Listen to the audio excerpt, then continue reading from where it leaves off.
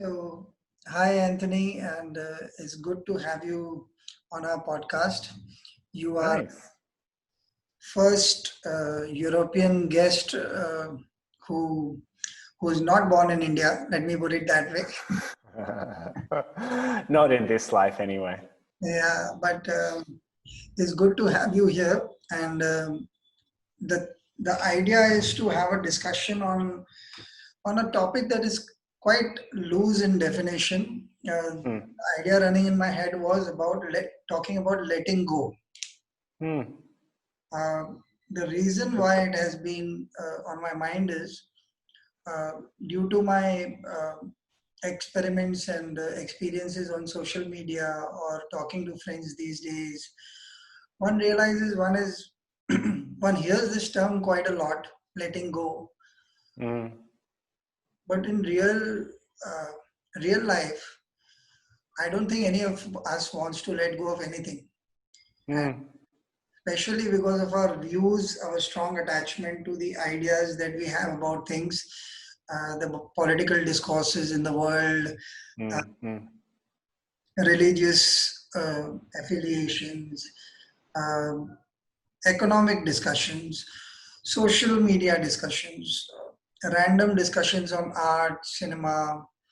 Everybody is so polarized and so strongly uh, convinced that they have a point of view Hmm. that very often, off late, I found myself, uh, while I've tried to be open about it. Initially, I was not very successful at the political conversations for sure. But over Hmm. the period, I realized that everybody already decides what they want to believe. That includes, Hmm. and then we Hmm. find the backing for it. So I Hmm. just let go of the idea itself. I said, let us hear what the other person has to say.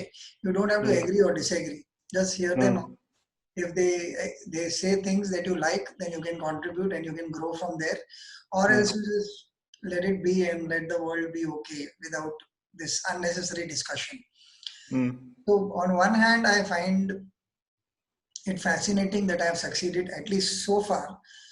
Hmm. On the other hand, I have a question for you. Would you find that starting this itself is this chickening out of a debate? Yes and no. It's chickening out. I think that what you've described, where we come pre-programmed with our beliefs and then find the evidence to support those beliefs, that seems to be an almost universal truth. That seems to be how human beings in general operate. We have our truths according to our backgrounds, according to our everyone's particular story is so individual, but we come from contexts which pre-inform our belief structures. And yes, then the evidence to confirm those belief structures is all around us. Social media, of course, is something which reinforces this very, very strongly, more strongly than I think we've ever had as a species. You know, this kind of what they call the siloification of information. Uh, so therefore, the act of changing someone's mind would appear to be futile if they have already made their mind up. And yet, I think for me, the key is the act of listening. And I don't think listening is chickening out at all. I also don't think it's debating. So that to me has been my approach. There are certainly friends in my circle and colleagues and family members and, you know, extended people in my extended acquaintance circle with whom I do not agree all the time, of course. That's just natural. I don't like to necessarily confront these people directly as much as I let them talk. I hope then that they extend me the same courtesy of letting me talk. If they don't, I kind of, you know, I try to let it go, coming back to the main theme. But for me, I think that debate is not necessarily as important as as that listening and hearing other ideas. One hopes that one is strong enough, let's say, to kind of filter the information that you receive, at least in a helpful way. So for instance, if, to use a slightly ridiculous example, if I would have coffee with a neo-Nazi, and I would ask him to explain his views, I would certainly hope that my mental fortitude is great enough that I wouldn't be influenced by his ideas. That's the risk. And that's why we hope that if it's a particularly convincing neo-Nazi, perhaps, yes, I would actually then take on some of those ideas. But listening and having an open mind seems to be possible from a standpoint of, I guess, self-knowledge, knowing where you stand, knowing what your beliefs are, knowing which beliefs have come sort of preloaded, pre-infused, and yeah, understanding in a way the limits of your own knowledge and understanding. So then in listening, you simply add what you experience with this other person to the totality of your story as a human being, I think. And in that sense, it's intellectual biodiversity, you know. And I think that surely is a beneficial thing. Yeah, I prefer to say biodiversity than the marketplace of ideas. I don't like using that kind of commercialistic term. But this idea that, yeah, in a biodiverse environment, most things will get along fine, but not everything will survive, but generally the healthier things will survive. So I think that's my very roundabout way of saying that, yes, in a sense, not engaging with other people's ideas, which are different than your own, I don't think it's a cop-out. I don't think it's chickening out. I like quite a few things in there, but I'll stick to one particular phrase that you used that I would want to interpret in a certain manner. You use the word intellectual biodiversity. I love the word sheerly because suddenly it said to me that democracy, harmony, ability to be humble about your own thought process, all of these have to first happen inside. Because you also did use another phrase at some point of time, self-knowledge or something to that effect is an important aspect of listening. So when you're assured that what I know is reasonably thought out, well thought out, and it is not the final word on any subject perhaps. So you think a sense of humility, a sense of being unsure, which is generally not given a lot of emphasis in today's world. I would want to go a little into your recent experiment with music that you've done. You've tried to do something new with my own experiments on a daily basis as a writer of advertising, of events. There is a format. Obviously, you know how to write and how there's an introduction, there's a middle, there's an end. Or when you're doing an ad, how to get in the hook first and then clinch the deal kind of argument and then call for action. Those kinds of things are there. There is a science to the madness. But essentially, I find there is no clear-cut answer when I begin a job. It's always a clean slate. You have to have a honest mind. This is what I have to offer.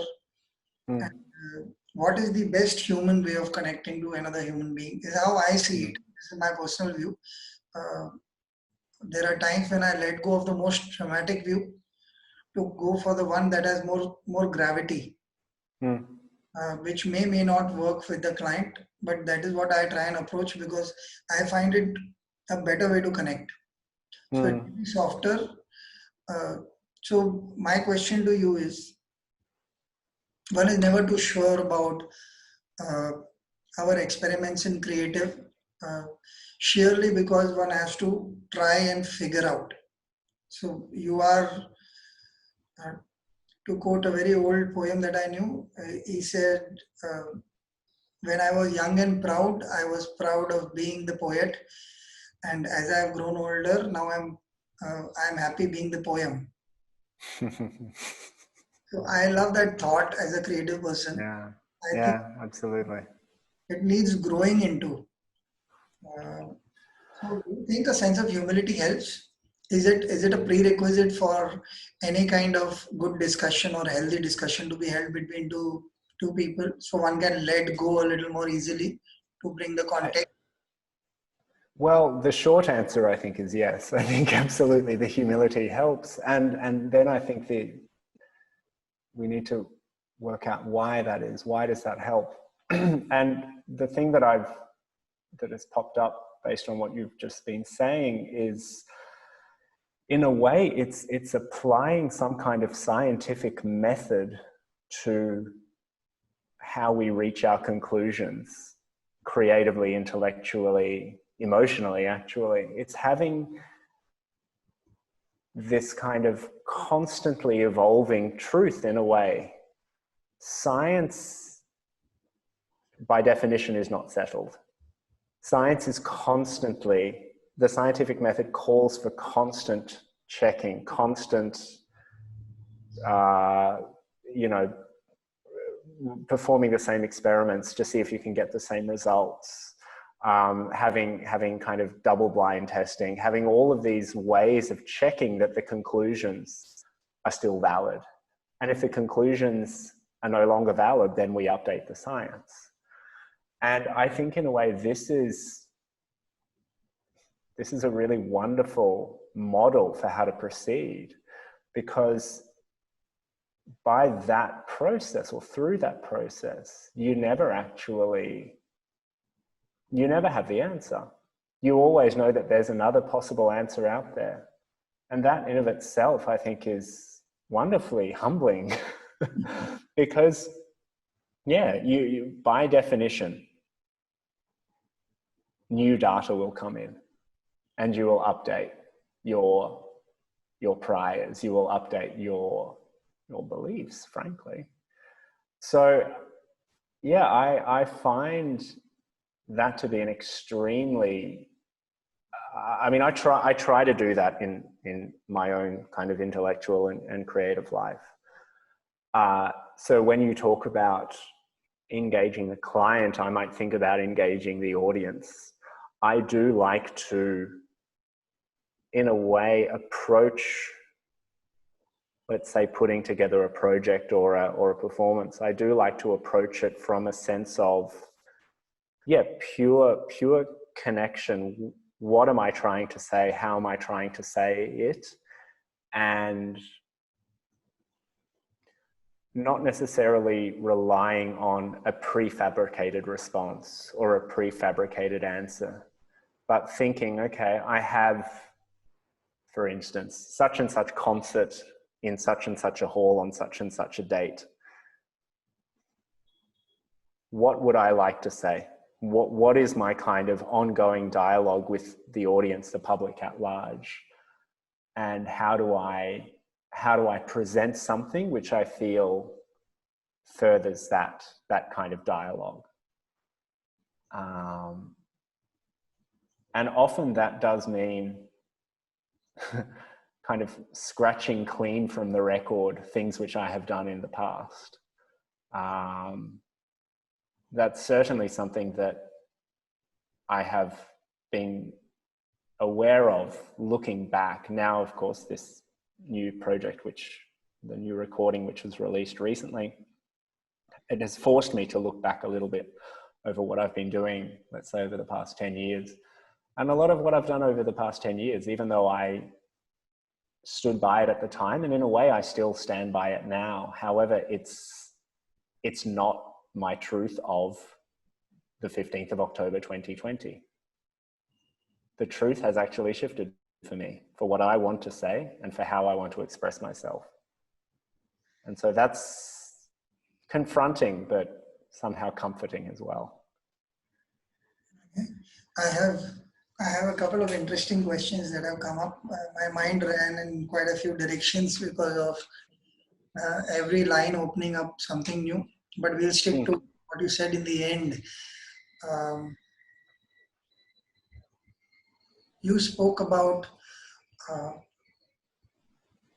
the truth that stands true for you in 2020 is not what was true for you earlier, although that was part of the process that brought you here. One of the questions running in my head, hearing you speak, was, it's very nice that you gave it a science, but as human beings, we are also emotional and feeling beings by nature. So my question to you, which you actually in a way connected with the last line of yours when you said it is confronting and comfortable at the same time. We are rigged with doubt and fear, and we crave acceptance and belonging to the people whom we care for or whom we want to be cared for. Be them thousands of people or 10 people in your family and friend circle, we crave acceptance of a certain sort. And because of which these underlying emotions of fear and doubt creep in every now and then. Besides which, creative by itself is a process that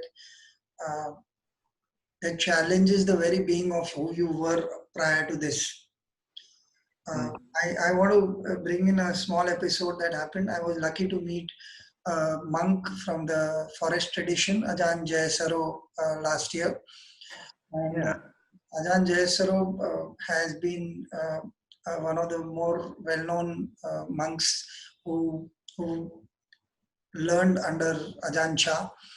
And Ajahn Chah has ensured that they will never go and give a speech which is prepared in advance. So when I heard his speech, maybe fortunately or unfortunately, I had heard so much of him and I had read so much of it, I almost knew everything that he had said before. So I got an opportunity of a one-on-one with him for a brief few moments. And one of the questions I asked him was, when you're not allowed to prepare, how is it that this speech sounds so much like what you have spoken earlier? He said the funny part is that the audience speaks to me. I may have a basic idea of what I want to say, at least the beginning of it. And when I sit there and I'm about to start, sometimes what I am saying, even it's one-sided, it kind of moves in one direction, even if I do not want it to move in that direction. It takes me where it wants to take me. And then there are certain few things that I definitely want to cover because those are very close to my heart. They have worked for my experience. So those are things that I'll bring in. So for example, maybe I am just thinking aloud, I don't really remember the example he gave me, but say the 5 precepts he wants to bring in, how important they are to practice, or the understanding of the 4 noble truths, so stuff like that. Those are things that worked very well for me, and I want to it's his way of giving away the goodness that is found in them.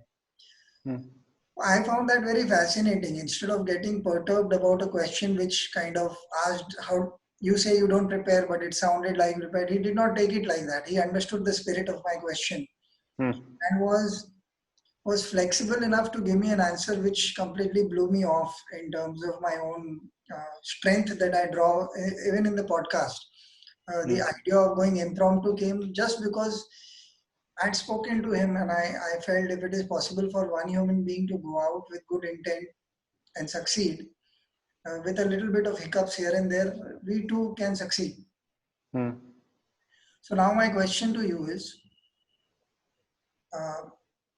it necessary to have that sense of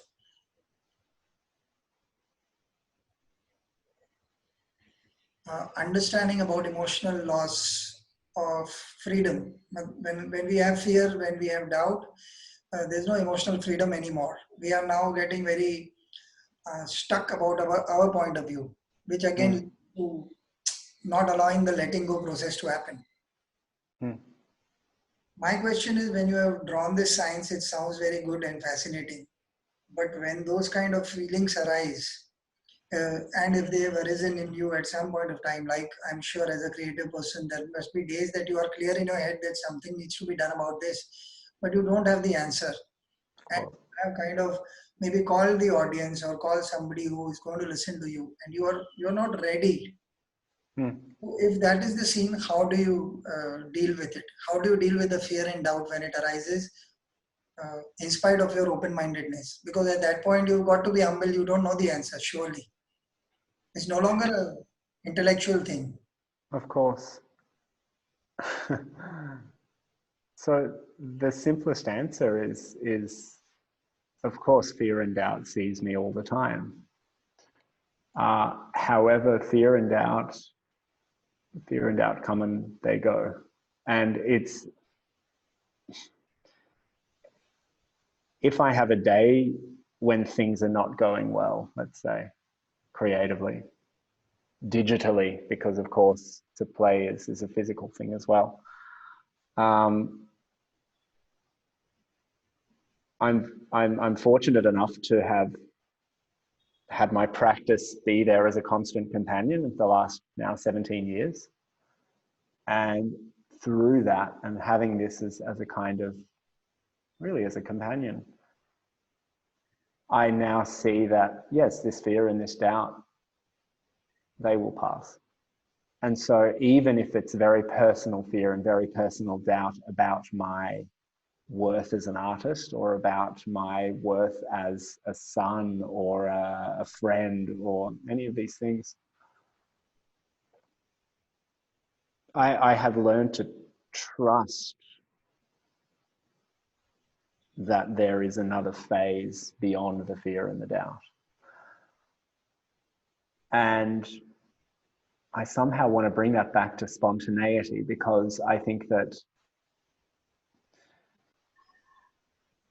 you mentioned this Ajahn Sadio, is that his name? Yes, sir. Yeah, so my brother, as I'm sure we've spoken about, my brother lives in Bangkok, actually, in Thailand. Oh, And yes, and my brother speaks Thai, and my brother, of course, introduced me to Vipassana okay. 18 years ago before I began sitting. And so through him, I have actually listened to some discourses of Ajahn Sadio as well, and I'm aware of this tradition of not preparing Dharma talks, but being able to extemporize. And this thing which you talk about of getting something back from one's audience, in a way, this is also an understanding, I think, that you are not the one giving the talk, actually. Oh, The content which you are producing, in a way, the flow which you are producing is actually being channeled through you. You are in a position, one is in a position of being almost like an antenna. There is a kind of, there is knowledge, there is mere knowledge, there is mere creativity, there is mere sound.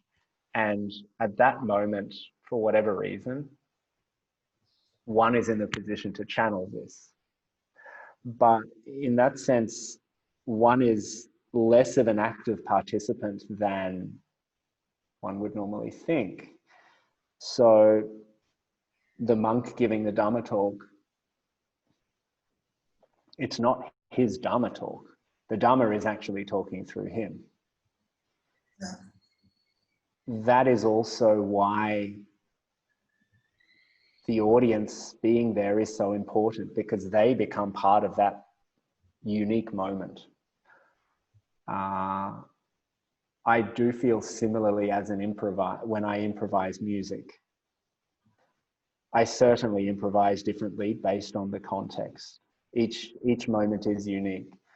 and stepping away from, how do I say that? Stepping away from fear and doubt in those moments where you are in front of a public, a paying public who has paid to see you. And of course you want to perform and you want to do your best.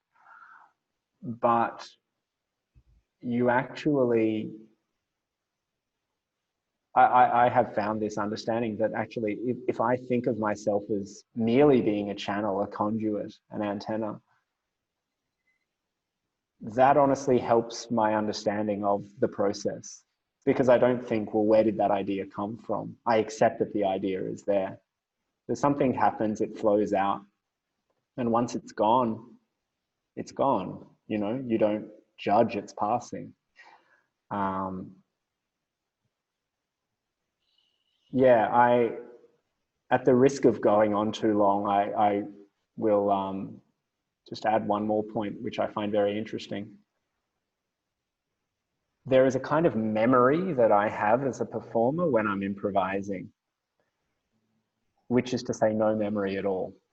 I can never, ever recall the musical content of what I have improvised afterwards. It's completely stricken from my short and long-term memory. However, when I play someone else's music, I have a kind of hyper-engaged memory where every single moment of a performance of, say, a Mozart piece, I will remember exactly how I played it. I mean, it's a slight exaggeration perhaps, but the memory is extremely strong. I will remember, well, in the 30-second bar on the third beat, I played the F sharp a little bit more bright than I normally would. And the opposite is true when I'm improvising. The opposite is true when I'm that channel. It completely flows through me without any kind of indentation on my memory at all. I suspect that I'm far from alone in improvisers in having this experience, because I think that the art of improvising in itself requires you to be in the moment so much that you're not judging the past and you're not thinking about the future. Okay. Yeah. I have a couple of thoughts on that, what you just said. The first part I would want to maybe decipher it for people who may have not gauged the intricacies that you covered, with no disrespect meant to anyone, just so that I have understood it well enough. So in a way, there are a couple of values, I think, that came up for me. When there is fear and doubt, one, you do not wish them away, you accept that they are there. Along with the fact that accepting that they were not there earlier and they may or may not continue to be there, you allow them to be as a part of as much as the channeling happens. So you accept that as part of the process instead of fighting them. Just Absolutely. This is the moment and this is what it is. So instead of fighting it, that kind of leaves your mind free to concentrate on what needs to be done. Right? Precisely. Now, because of, okay, this way I can cover fear and doubt, that I accept it and don't get overwhelmed by the emotion itself. Now, one element that you spoke of that I want to bring up and ask you specifically, you spoke about different kinds of memory that you use as an artist. I want to contextualize it in the letting go spirit, because this is the process that we are talking of. That I want to specify sheerly, because otherwise this becomes like any other artistic conversation between two people who are creatives. I do not want to let go of the context of that, because you said that you're a channel, that means you've let go of the sense of being an artist also, or being a creator also. You are now, I used to have this line very early in my life that I'm my first reader. I'm not actually a writer. I'm Absolutely. just a reader, because when I write it, I suddenly realize it's good or bad. That is also an additional judgment. Absolutely. Just that Absolutely. when it comes, I understand, this is what it is. And it either pleases me or displeases me, whatever the judgment is a secondary part. The primarily that I am not responsible for it. Some connection happens somewhere internally. Yep. Now, within that, what you mentioned, I want to bring in two elements that you spoke of, the access to different kinds of memory that you spoke of. I want to again demystify that and think of one memory that plays uh, stuff that you are used to and you are expected to on lines of Mozart, Bach, Beethoven, certain symphonies. Uh, that memory is a disciplined memory, if I were to call it, because you have to practice, you have to play, you still have to be in the moment. It's obviously you work many hours behind the scenes to have the what I used to call memory in your fingers Mhm. rather than in your head. Because Yes. like when I used to type, now I'm a little more careful because of mistakes that I'll end up doing. But when I was younger, I didn't need to look at the keyboard. I knew which letter was where, and I used to think as if my fingers themselves knew it. Absolutely. My mind was free to think of ideas, concepts, lines, grammar, while the technical job of typing was being done. So experience I used to have a lot more earlier. So this is the disciplinary part. The extempore or the creation part, I think it feeds from the discipline part quite a lot. Unless you are picking up a subject and you're mastering it word for word. I was speaking to a friend yesterday, and I told her she had a lot of mental problems she was talking about. I said, your problems are not all of these. Your basic problem is you don't listen. So because you don't listen, you don't assimilate, and you then don't allow that process to happen. Because you've already judged that it works for you or it doesn't work for you, which is fine, which happens to all of us when we are rigid about certain things. But if you've not followed the entire process of allowing an idea inside you, being with the fear and doubt, being unsure, getting a little high of some kind of insight, again falling down and realizing it doesn't always work, then maybe, having the advantage of re-looking at the entire process and gaining some kind of wisdom from the entire process itself. And then replicating the process again and again for a larger sense of wisdom to arise. Whether it is creative, whether it is not creative, the idea of openness of mind, of letting go of everything. So when you started, you were unsure. Then you had those fears and doubts. Then you were unsure. And you had that insight. Suddenly you were sure for a brief while, but that insight went away. It did not work. So for example, I would, without asking you, I can tell you this, that Anthony, when he decides he's cracked the creative code between these two notes, it never works the second time. For some reason, something always goes wrong because it's a ego thing that I know, and the knowledge itself does not allow you to be in the moment, and then you fall back upon trying to make it a disciplined memory, whereas it is actually a creative process. It wants you to let go, and nature kind of forces you, and that is more humbling than anything else because others may tell you that you are good or bad. But definitely when you're sitting and playing your instrument, you know for the fact that this is one thing I'm unable to crack because there is a block. Absolutely. And that block humbles you. Then that entire process enters again, fear, doubt, insight, breakdown, going back again, and again going back to the process. I think this is a process that works. So now my question to you,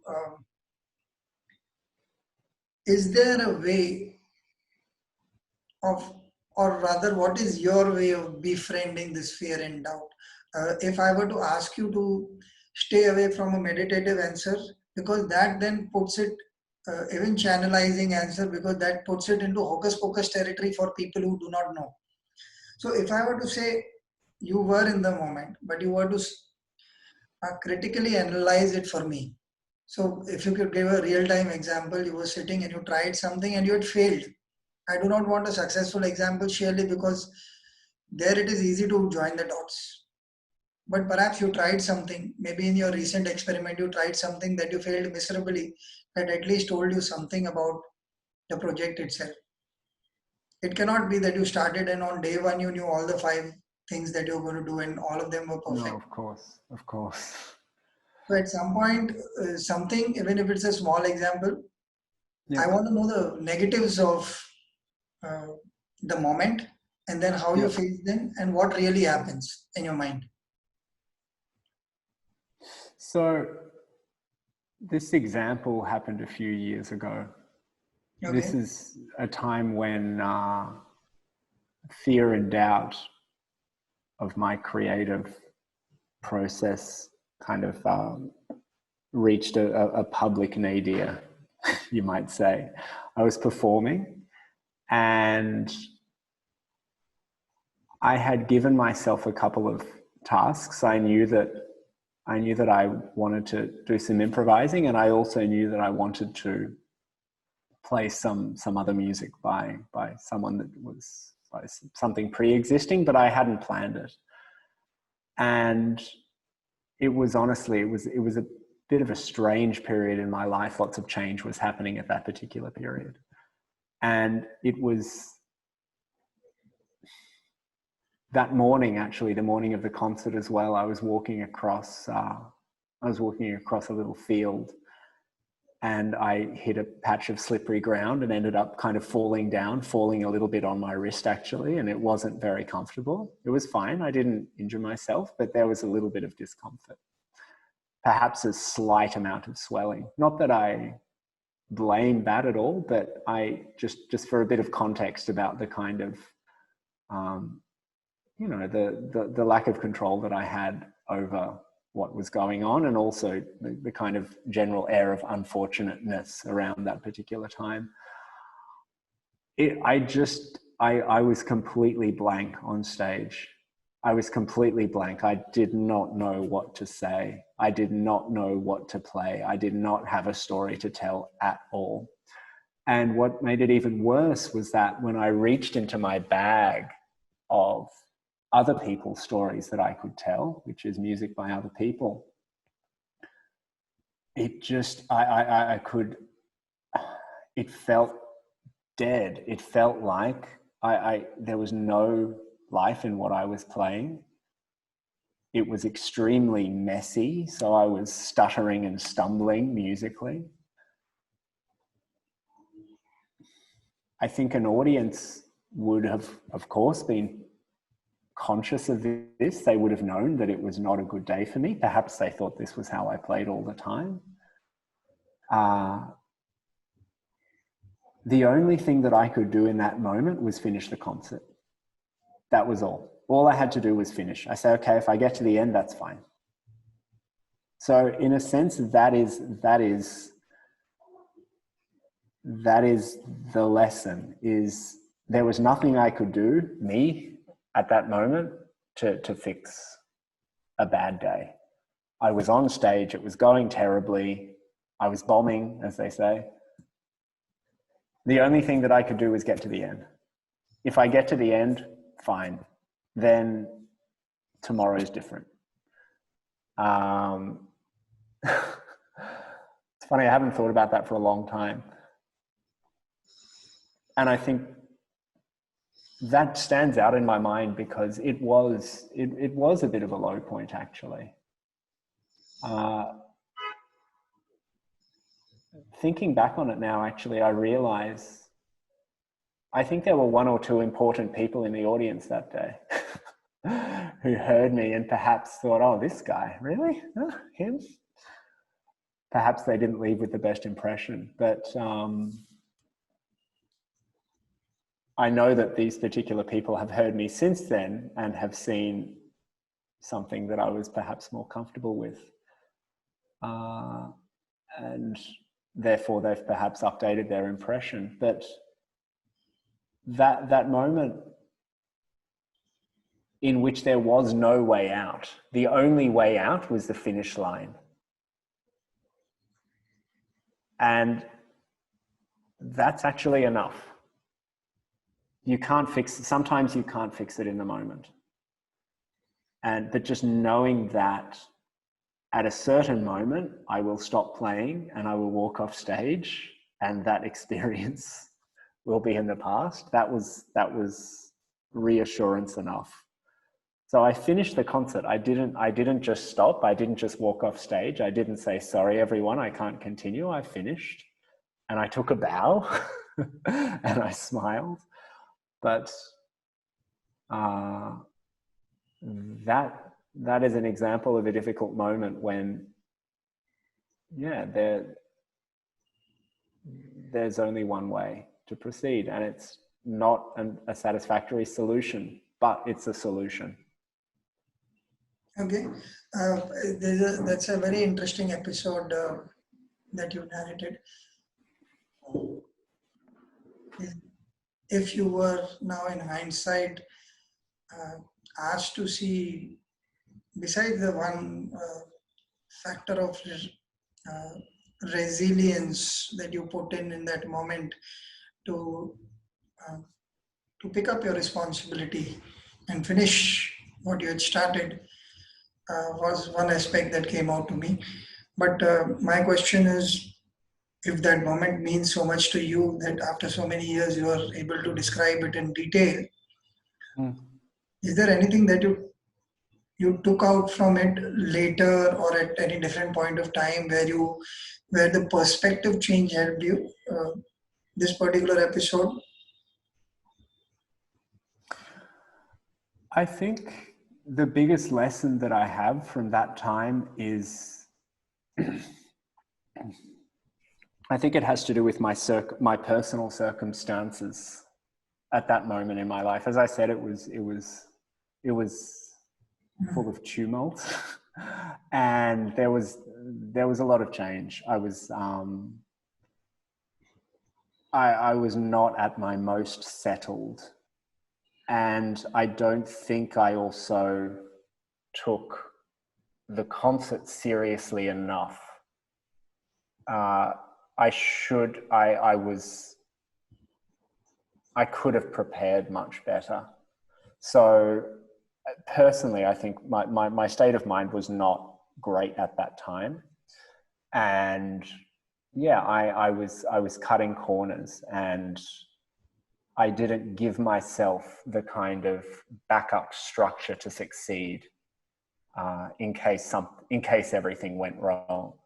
And that's actually something that I've now amended in my behavior. One is that I have tried to change my life for the better in terms of being ready to go on stage, and as much as possible trying to sort of be in as good a state physically and mentally as I can, but also understanding that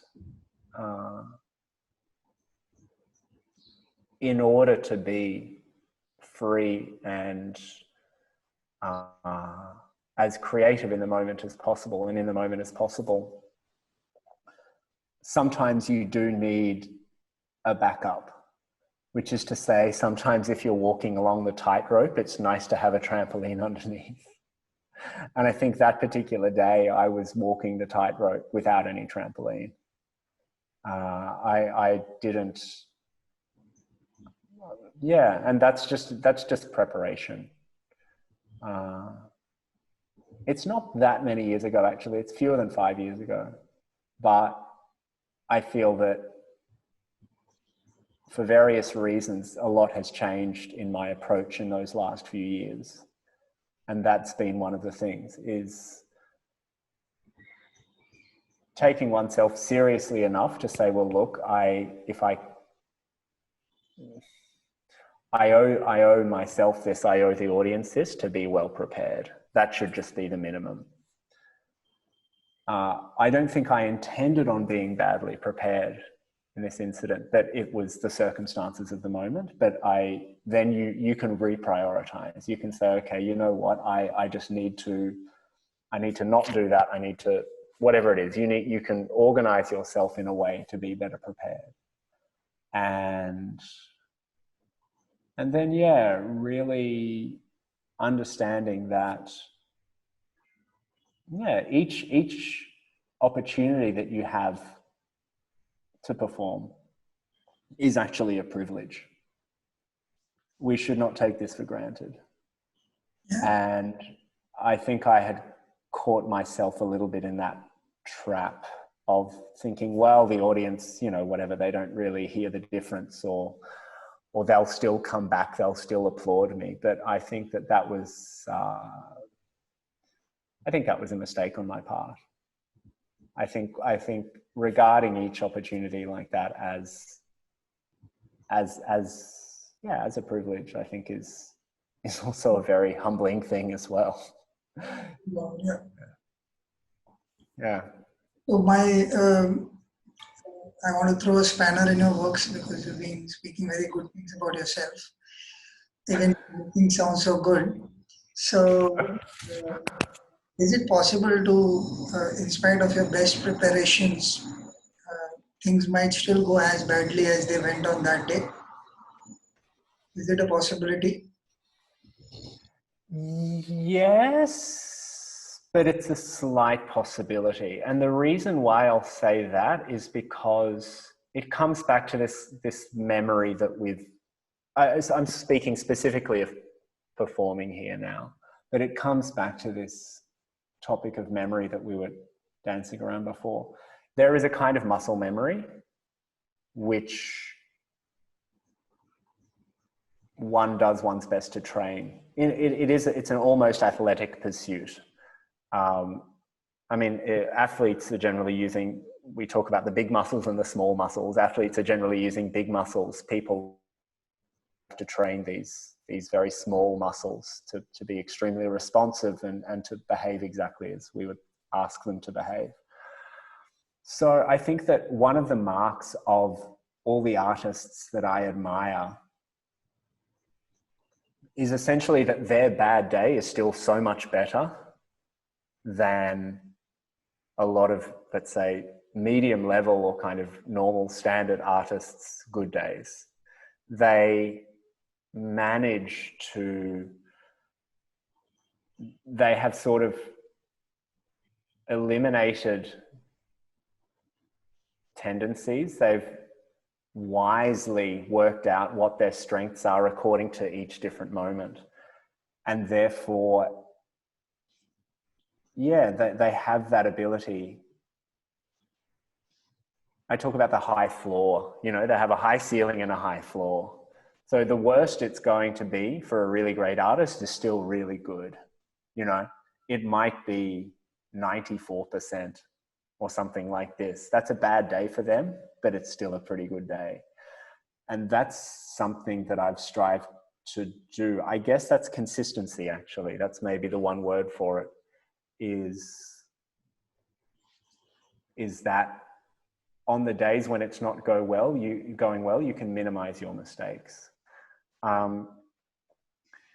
As you know, I'm a tall guy and I like basketball a lot.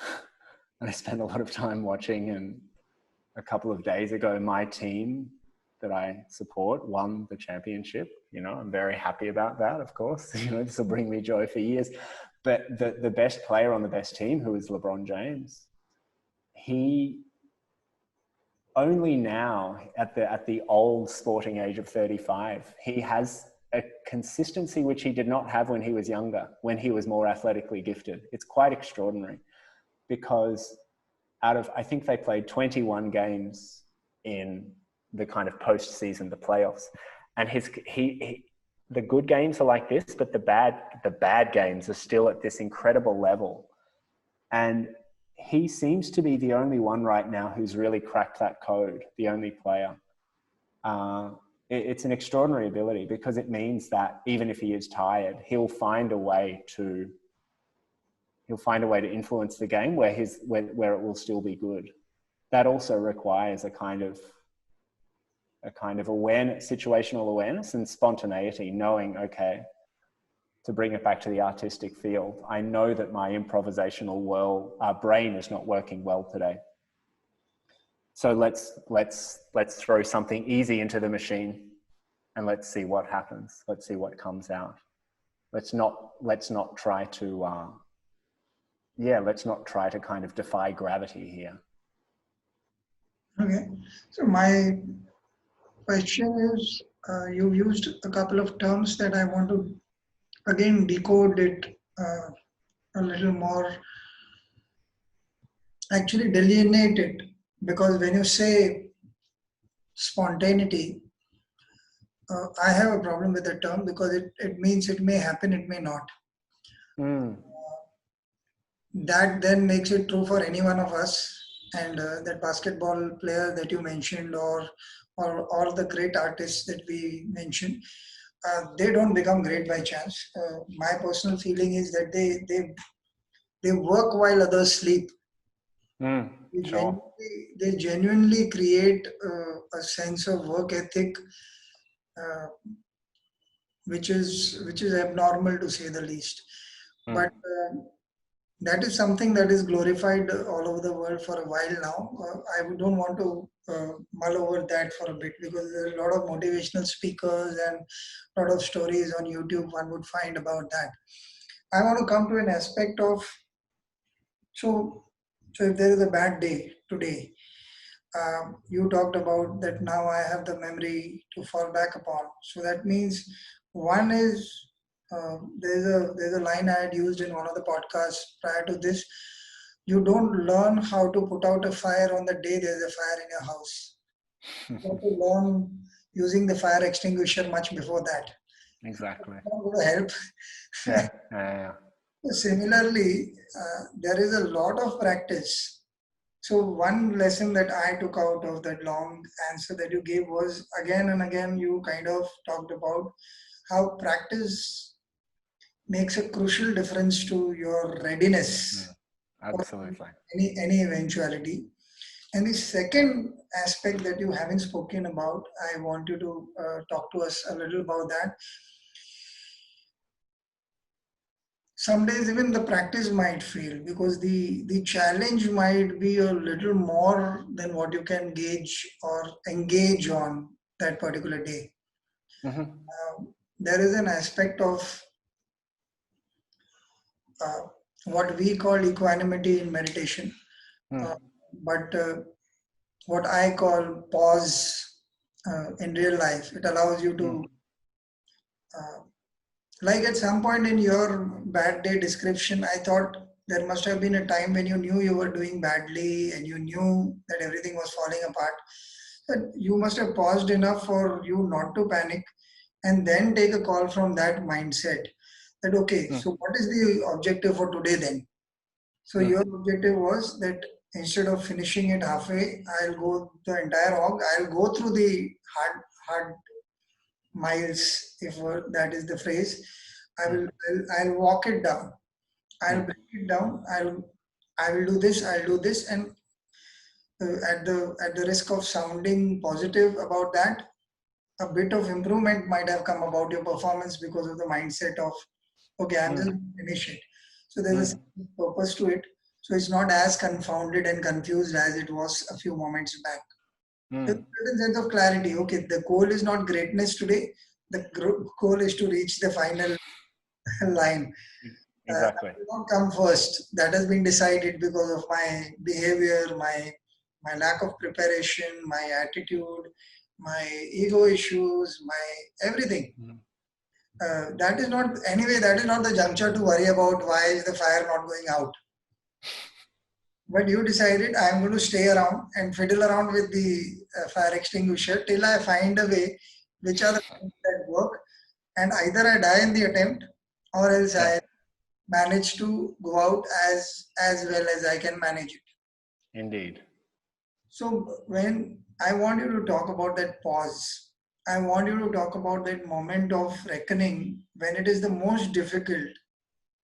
I refuse to believe that people who meditate are above board and challenges don't come. I would think, with my personal experience also, and with some of the good meditators that I know, their their experiences are far more challenging, Mm. more intimidating, if I were to use the term, for Mm. the rest of the crowd. But they seem to have a sense of healthy disregard for something. Mm. Has anything like that occurred with you in recent times, maybe in that episode itself, or something where you can tell us that you have this healthy sense of, okay, I'll help you with an example that you gave earlier. This channel that you become cannot happen. You have to get out of the way. So where is this sense of pause, equanimity, waiting for that channelizing? How do you make the channeling happen? Is there a method to it? Is there a letting go of sorts? What is it that you particularly do to get into that zone? Or is it that it cannot be planned?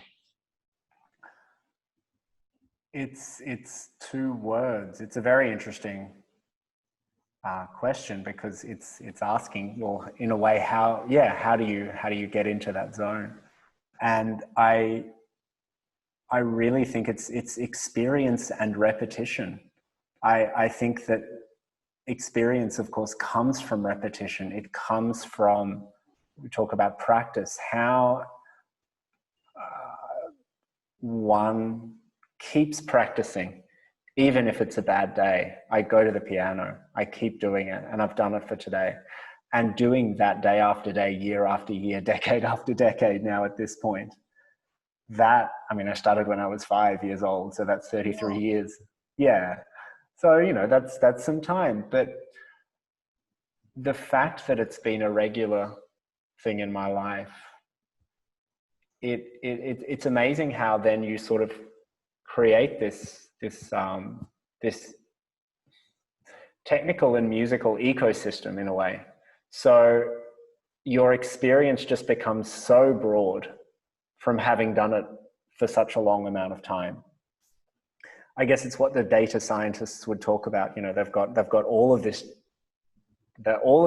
input to work with. You just have so much data, and that's a little bit how that feels. In a way, you know after a while through your experience that getting into the flow, getting out of the way, however we want to term it, it doesn't just happen. But in a way, that if you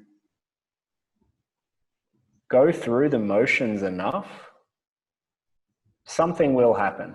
You're not necessarily in control of what will happen. In fact, I think you're not at all in control of what will happen. But the strength of routine and the strength of experience goes such a long way to preparing you for those moments. There's actually there's an example that I want to talk about. It's not from my life. It's from the 15th century, actually. It's an Italian writer called Castiglione, I believe. And he's written kind of a treatise, a manual of how to survive within the court system. And there's a lengthy section, it's called the Book of the Courtier, actually. And there's a lengthy description of how to succeed at any creative endeavor. And they talk about the 3 kind of elements that you need in order to succeed, whatever that means. But now let me think. Am I going to remember this off the top of my head? And grazia. And what's the second one? Sprezzatura. And the second, sorry.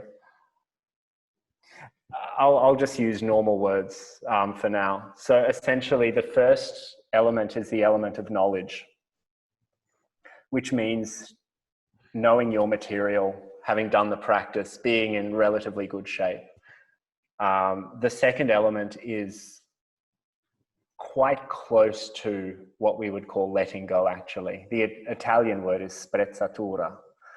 And you can call it nonchalance, or you can call it some other kind of word, but it's this idea. Healthy disregard for. Correct. So yeah, in the 15th century in Italy, and still now, they call it sprezzatura. And then the third element is grace, grazia. And that is the moment when, actually, if you have enough, of the first two elements, the knowledge and the healthy disregard, then the grace can actually come into the room. And he describes, this Castiglione, he also describes the creative process, whether it's giving a speech, making a sculpture, or a musical performance. He describes it in a way of the audience is observing, but the performer is also observing. The performer observes when grace enters the room. It's really an extraordinary description. And I guess I brought that up because for me, that just reinforces the importance of knowledge preparation, knowing one's subject matter, and being technically equipped in a way to meet those challenges. That's again not a very concise answer, but it's No, because yesterday I was talking to a friend of mine who is into IT, and he writes programs, and one of his clients had a big time disaster that happened, and I messaged him and we were talking about it. I mentioned something that I wrote to him. I said, if you had this kind of problem that I have right now, I think you would have handled it better. So what I meant was not really in a self-pity mode, but it was more technical description of that your discipline is better than mine. But his response was, I would have been more peaceful with it. That's all. So I smiled because it basically means what we've been talking about, the first two elements. I was talking about the knowledge bit. He was talking about the letting go bit. Yeah, that's right. And well, grace is, he solved the big problem in like overnight. Yeah. So the other question that I asked him, which is related to what we've been speaking, is why still do it? You do well enough, and what is in it for you anymore?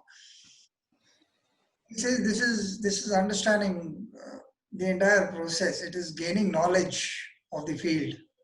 It's only about that. So I thought it's very interesting. So your sense of letting go, actually everything is fueling everything else.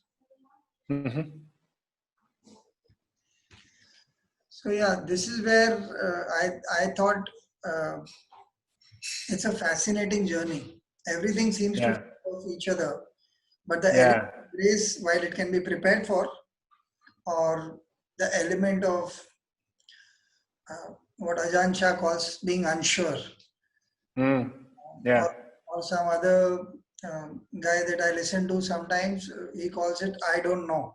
He says that's the only thing to be sure of. Yeah, that's right. That's right. So it's a very interesting contrast. I want to contextualize the conversation because it is very nicely interwoven into the creative process, which is something before the start of the conversation you wanted to talk about. But the context remaining letting go. So would it be safe to say, if there was a take home to this entire thing we're talking of, you do the hard paces, you do the hard work, you work diligently, dedicatedly to get a hang of what is to be done. You do it as well as anybody else can, and sometimes even better than that. But again, have the ability to laugh at yourself, or laugh at your own efforts without being very cocky about the effort that we put in. And then that helps the letting go part of it, realizing that there are a lot of factors. We don't choose where we are born in a way which is comprehensible. We don't choose our friends in a way because we belong to a certain neighborhood and we meet certain people knowingly or unknowingly. You and I met at Igatpuri, and we actually bonded over a ride back to Bombay, which was a ride given by a third person. So we cannot even claim that we chose to befriend each other. No, that's true. The sense of letting go is so strong because you're just the recipient of good things happening to you. And then of course we bonded over, and then we stayed friends. over a journey of so many years now, a decade or so, or maybe 7, 8 years for sure. Yeah. Um, when one looks at these things and one has the requisite experience and one is humble about one's own experience as well, uh, Mm. allowing the sense what we spoke in the first answer, the humility to accept that we might be wrong, and the Mm. answer is only one of the answers. You said, uh, I like the look in your eye, because when you said that answer, there is an answer beyond this one. So there is something to look forward to. So the look was very that kiddish glee in your eye. And in my head also, the example was that when you leave kids, they don't have ready answers. No. So, so they are dishonest with honesty as well. Mm. So, Mm. so are you trying to get a chocolate out of me to say actually yes, but I want it. So they are very uh, naive and very Yes. uh, open to being naive. In Mm. today's day and age, unfortunately, the emphasis on being right or on having a point of view or being strong-willed or being successful only in one point of your one aspect of your life or any other uh, aspect of your knowledge, for example, or your field. Uh, just a couple of days back, one of the stories that I shared on the Facebook page of the Values Workshop, there's this friend of mine who teaches kids art, Mm. and I never thought, and she's a very good friend. I told her that I never thought of you as a great artist at any point of time, uh, except that when I saw you teaching kids, you just Mm. opened my eyes to a whole new world. Mm. You brought in the love that I had for all my teachers all my life. And Mm. that is something you do so well. And in the lockdown, she stopped teaching, and there was a lot of pressure on her to start classes on Zoom or stuff like that. And Mm. she told me, you know what, I I don't want to impose screen time upon kids any more Mm. than they have to. Mm. Um, Yeah. I want them to love art. It should not be that they have to sit down 2 hours and learn art also. Mm. And what my kids are doing is exactly opposite. They'll end up sending me voice messages. If they have a problem, they do a video call and discuss it with me. So the class is on, but in a way where when they want it, Mm. Yeah. discuss their experiences with me, and I'm glad to share my experiences with them. But there is no class, there is no fixed time, there is no Mm. need for you to come in front of a screen and speak to me. Mm. Mm. And she says, within my family, within my friends, everybody thinks I'm a loser of sorts. But I want to tell you, you might understand that I am very happy. Mm. And I told her, as far as I'm concerned, that's the only game there is in this world. Yeah, We're all that's right. happy. Yeah. So if letting go brings us happiness, I Mm. think it's a worthy cause, irrespective of the short-term dissatisfaction with, we get in not winning the point of debate or uh, I think it frees us. Even this Mm. creative process frees us because there is no fixed structure within our own this that we've got to do this, we've got to do this. It's okay. It will happen in its own time. If today is a bad day, I also want to emphasize on that one point that you made uh, that resonates so well. Uh, I think Stephen King has mentioned in a book on writing. It's called On Writing, and I don't know. he says the one thing that I did is every morning I came and sat at a fixed hour in the basement, and I Mm. used to write till a certain point in the evening. Mm. I did not leave writing, no matter whether it was an inspired day, a good day, a bad day, a lousy day. It never matters. Yeah. Yeah. I sat down and I did my work, and I treated it like work. It's not Yeah. because a lot of times I think because we are discussing the creative process, a lot of people talk about being inspired. Mm. Uh, honestly, I've never had the luxury. I have never had the luxury. I was too middle Yeah. class. I had to work for a living. If you were Yeah. paid for it, you had to deliver. And Yeah. to deliver, you had to do the hard rounds before. before you had to. Before Yeah. you had to work for every word.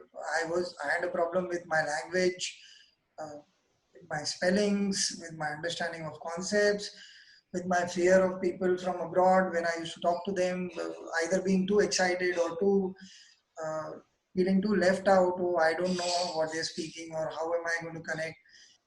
But honestly, this sense of grace, I want to bring it down to a very basic level also. Every time I have befriended a person who is not my kind or who doesn't seem my kind, I think they've just been kind. It's so beautiful. It's just so human that they have spoken Yeah. the same things and they have related irrespective of, I think, the bias of knowledge, the bias of the color of skin or the country or any such thing. I think Mm. letting go of any kind of thing is freedom. It's not, one should let go of the idea that it is fearful. Initially it is, Mm. but, Yeah. but overall I think it leads to freedom of some kind. Yeah. Well, when you mentioned that and this idea of the people we become friends with, um, yeah, particularly those that are not in our family. I mean, so yeah, people that you choose in a way to cultivate a friendship with. There is a certain kind of kindness in attention. If you give someone your attention, that is inherently an act of kindness. And it shows actually the kindness and care. It shows that you're caring. And how much of that is a personal choice, that's philosophical. That's not really, it's a very big discussion, of course. But I get your point that, yeah, these kind of chance encounters where you meet someone and for whatever reason, this conversation that you have doesn't merely belong in one moment. It actually then seeds something which takes on a life of its own. And then to cultivate that requires further attention, of course. And yeah, I mean, look, that's the wonderful, I guess that's actually the blessing of memory, is that there is a history. And so every time we give attention to someone else with whom we have that history, we remember all of the story up until the current moment. And if that kindness continues to be fueled by something, then of course, then the relationship is kind of in a way assured. It will keep blossoming. It will keep flowering.